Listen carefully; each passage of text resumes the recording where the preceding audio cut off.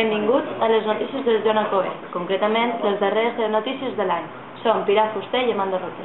La primera notícia de l'any és que l'IES Joan Alcover ha acabat la primera avaluació del curs 2010-2011 i els alumnes ja tenen els resultats.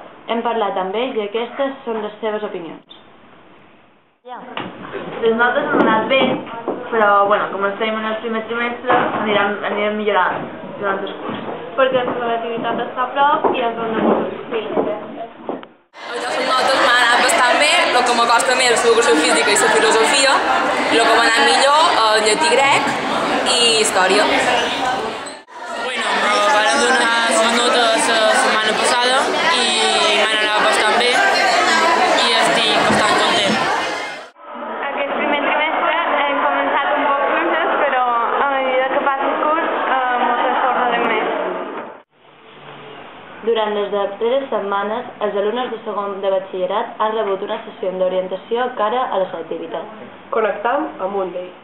El darrer dimecres vam assistir a una xarra de preparació per a la selectivitat i el nerviosisme que això ens ocasiona.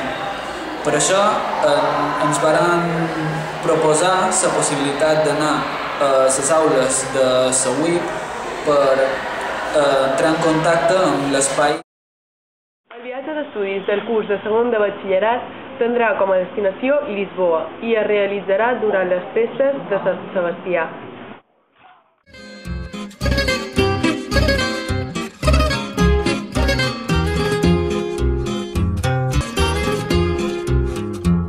No castelo ponho cotovelo, em alfama descanso o olhar e assim desfaço a minha vida. No terreiro eu passo por ti, mas da graça.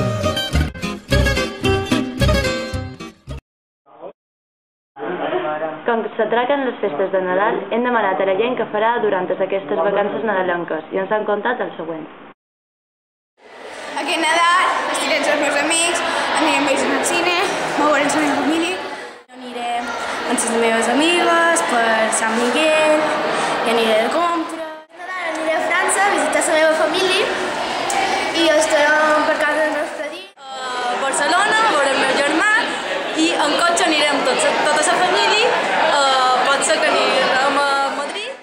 Farem torró i menjarem tots junts. Fins aquí han arribat les notícies d'avui. Vos deixam amb un anunci sobre neteja. Gràcies per la vostra atenció.